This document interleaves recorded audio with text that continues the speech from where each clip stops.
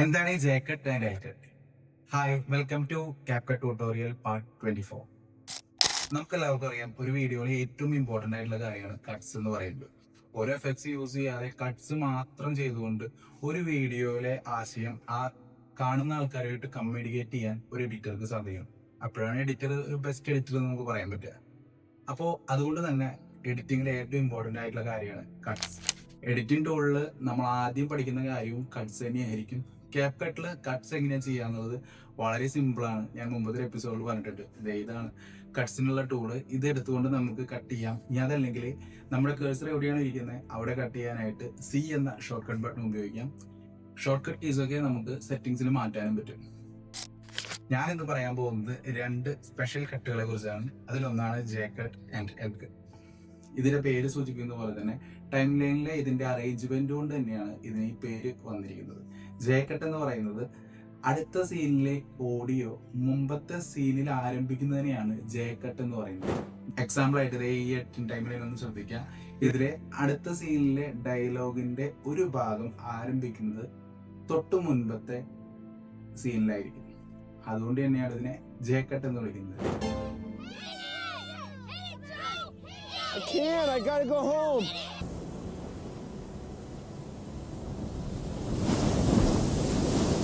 That's all it is. They're like the police department for wise guys.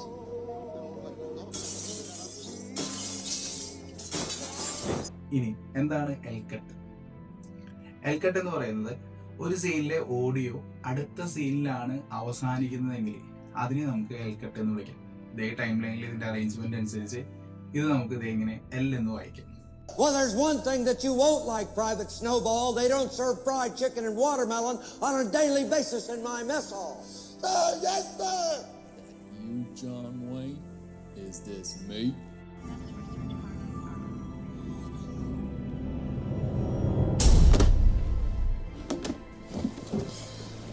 Come back!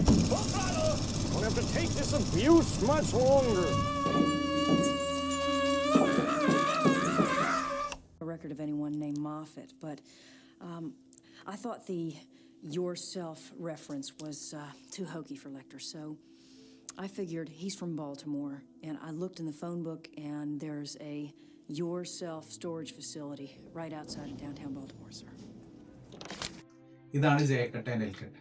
അപ്പോൾ ഇതെന്താണെന്ന് easy ആയിട്ട് നിങ്ങൾക്ക് മനസ്സിലായില്ലോ. ഇനി ഇത് എവിടെയൊക്കെയാണ് ഉപയോഗിക്കുന്നതെന്ന് പറയാം. നോർമൽ സിനാരിയോയില് ഫോർ എക്സാമ്പിൾ, ഇപ്പോൾ ഒരാൾ അടുത്ത റൂമിലേക്ക് കടന്നു ചെല്ലുന്നു. ആ കടന്നു ചെല്ലുമ്പോൾ അടുത്ത റൂമിൽ സംസാരിക്കുന്ന കാര്യം തൊട്ട് മുൻപത്തെ സീനിൽ, അതായത് ആ വ്യക്തി തൊട്ട് മുൻപ് എവിടെയാണോ അവിടെ കേൾക്കുന്നു. ഇത് ഒരു പക്ഷേ നമുക്ക് ജേക്കട്ട് കൊണ്ട് റെപ്രസെന്റ് ചെയ്യാം. ഇനി അതല്ലെങ്കിൽ ഒരു വ്യക്തി ഒരു റൂമിൽ നിന്ന് മറ്റൊരു റൂമിലേക്ക് പോകുന്നു. അപ്പോൾ തൊട്ട് മുൻപത്തെ റൂമിലെ ആൾ സംസാരിച്ചു കൊണ്ടിരിക്കുന്നത് അയാൾ കേൾക്കുന്നു. സെക്കൻഡ് സീനിന്റെ ഷോട്ട് ചിലപ്പോൾ ആ വ്യക്തിയുടെ മുഖത്തായിരിക്കും, പക്ഷെ സംസാരിക്കുന്ന മറ്റു വ്യക്തികളായിരിക്കും. അങ്ങനെ വരുന്ന സാഹചര്യത്തിൽ ഇതിനെ എൽക്കട്ട് എന്ന് വിളിക്കാം. ഇതാണ് നോർമൽ സിനാരിയോ. ഇനി അതല്ലെങ്കിൽ എഡിറ്റിങ്ങിലെ ചില ട്രിക്കുകൾ ഉപയോഗിച്ച് ഒരു സീനിൽ നിന്ന് മറ്റൊരു സീനിലേക്കുള്ള ഫ്ലോ കിട്ടാനായിട്ട് നമുക്ക് ആ അടുത്ത സീനിലത് ഡയലോഗ് തൊട്ട് മുൻപേ ആരംഭിക്കാം. ഇത് കുറച്ചുകൂടി നമ്മുടെ വീഡിയോ ഒന്നുകൂടി ക്രിസ്പ് ആക്കാനായിട്ട് സഹായിക്കും. ഇനി അതുപോലെ തന്നെ ഒരു സീനിന്റെ ഇമ്പാക്റ്റ് അടുത്ത സീനായിട്ടും അവസാനിക്കുന്നില്ല എന്ന് കാണിക്കാനായിട്ട് നമുക്ക് വേണമെങ്കിൽ ഈ സീനിലെ സൗണ്ട് അടുത്ത സീനിൽ അവസാനിപ്പിക്കാൻ കട്ട് ചെയ്തു. ഇതൊക്കെയാണ് ഇതിന്റെ യൂസേജ് വരുന്നത്. ഇതുകൂടാതെയും നല്ല ട്രിക്കി ആയിട്ട് പല രീതിയിൽ ഇത് ഉപയോഗിക്കാൻ പറ്റും. അങ്ങനെ ഒരുപാട് കാര്യങ്ങൾ നമ്മൾ എക്സ്പീരിയൻസിലൂടെ ജേക്കട്ട് എൽക്കട്ടിലൂടെ മനസ്സിലാക്കേണ്ടതുണ്ട്. അപ്പോൾ ഇത്രയുള്ള ഇന്നത്തെ ട്യൂട്ടോറിയൽ. നാളെ മറ്റൊരു ട്യൂട്ടോറിയലായിട്ട് കാണാം. അതുവരേക്കും ബൈ.